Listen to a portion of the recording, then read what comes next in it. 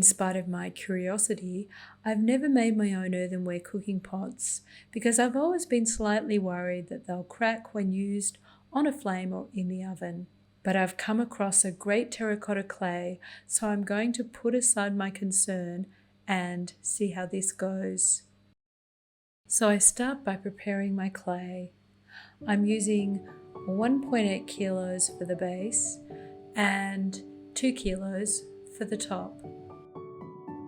I'm using a terracotta clay that's dug from the ground and filtered.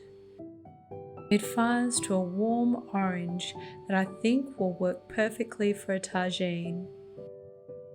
I'm not going to glaze my tagine. It will, however, be seasoned in preparation for cooking. Clay cooking pots have been used for thousands of years, but they do present a bit of a problem, and that is thermal shock. Rapid changes in temperature causing cracking. The porous nature of earthenware helps to mitigate this a little. I start by making the tagine lid. So the tagine lid is conical. I'm using the 2 kilos of clay, and I start by centering.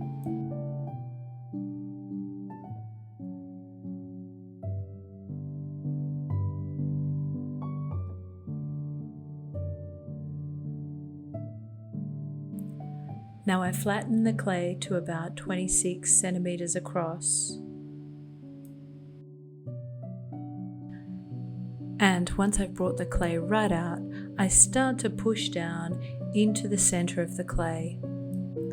I don't need a base, so I push all the way down.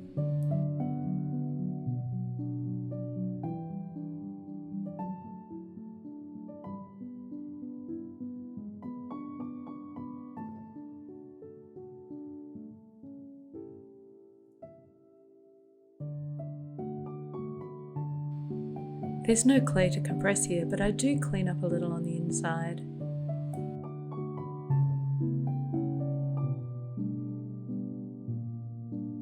I start to form the walls. I want the walls to be an even thickness the whole way up. As I bring the walls upwards, I'm bringing the clay inwards, and I'm really trying to create a volcano shape. I'm sure you've worked this out. I'm making the tagine lid the right way up.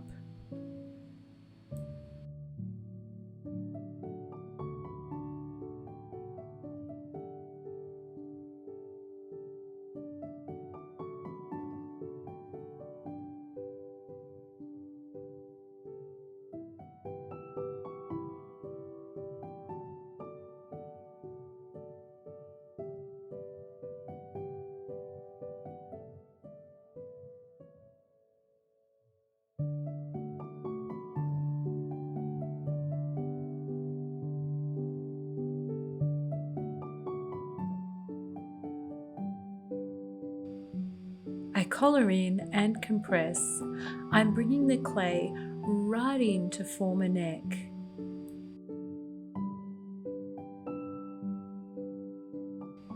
But I don't want to fully close the form yet.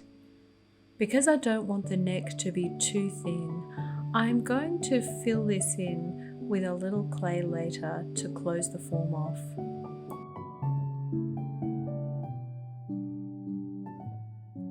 Trim off the excess clay at the top with a wire.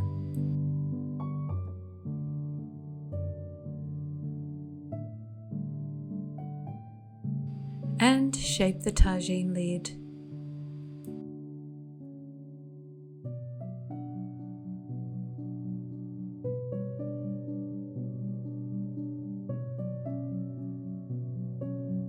I add a small piece of clay to close off the lid and compress.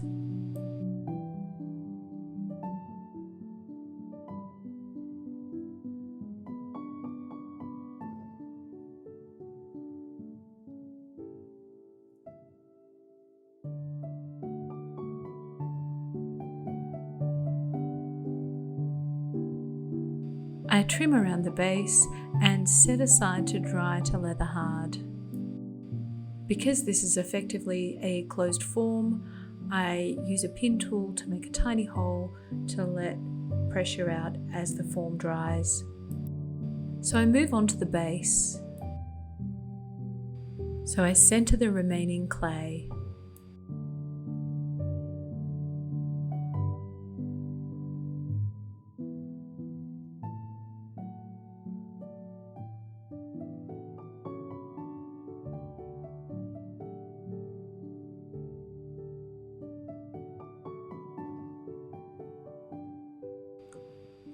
And then I flatten the clay out to around 22 centimeters in diameter.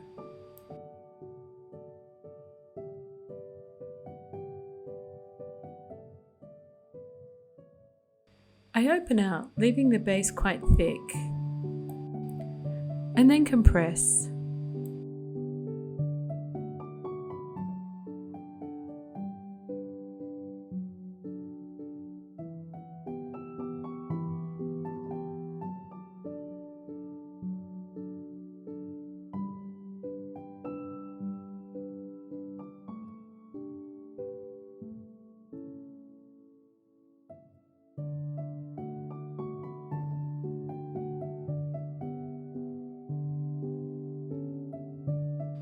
I pull up the walls, and I really want to leave a little extra thickness on the rim.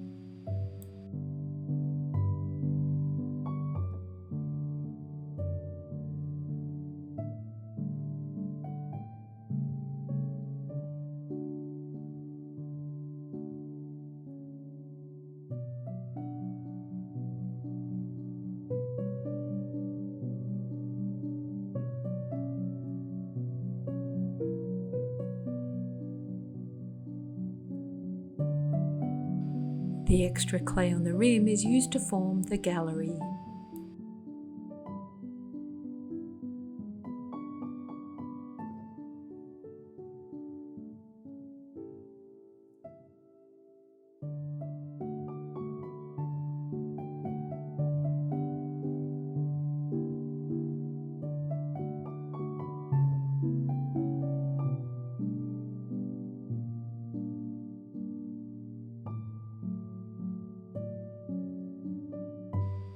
I measure to make sure the lid is going to fit snugly. Once the lid and base are leather hard, it's time to trim. Because the lid's a pretty awkward shape, I've thrown a chuck that I can use to steady the rim while I trim.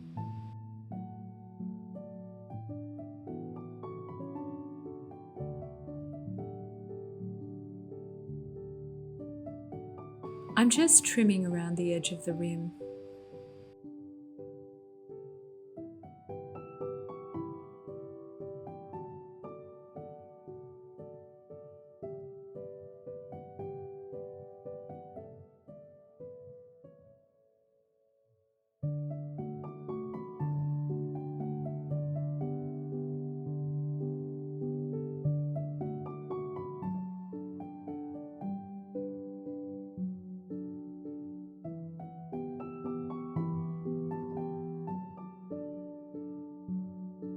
Then I set aside the lid to dry.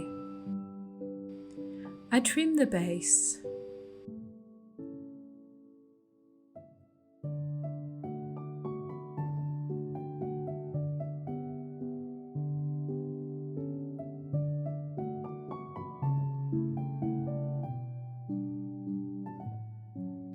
Firstly, I trim across the base of the pot.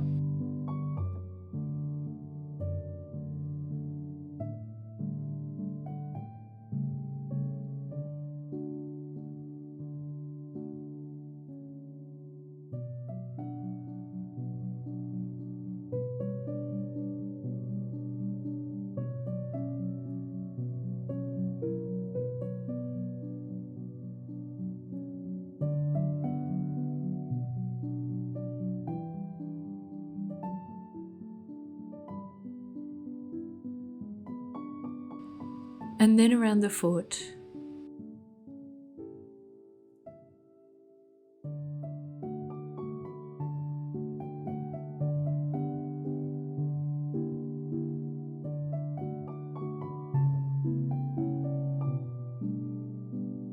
I compress the base really carefully. This is important to avoid cracking.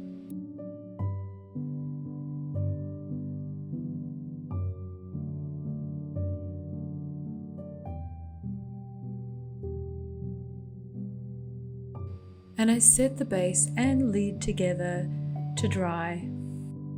I'm going to once fire. I'm not glazing, so the bisque is the final firing, and I fired to the recommended temperature for this clay. So the tagine is fired to a beautiful rich red colour, and I can prepare it for use. So I'm soaking the tagine in water for a couple of hours. Once dry, I season by oiling the inside. This will help create somewhat of a non-stick surface. It then goes into a cold oven, which is then heated to a low temperature for 2 hours. Once seasoned, we're ready to use. I prepare vegetables, meat, and spices.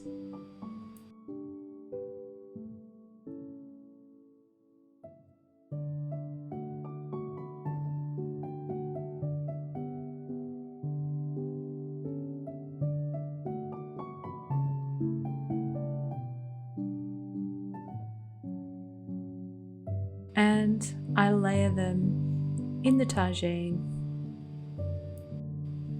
Once it's layered up, I actually put the first tagine I cooked in a cold oven, and I cooked it for an hour at a lowish heat. The tagine turned out fabulous. It was flavorful and juicy. And so here we are the next day. I decided to try it over a gas flame. However, I made a few rookie mistakes. I added cold water part of the way through. I didn't use a diffuser, and possibly the flame was too high. Of course, the base of my tagine cracked.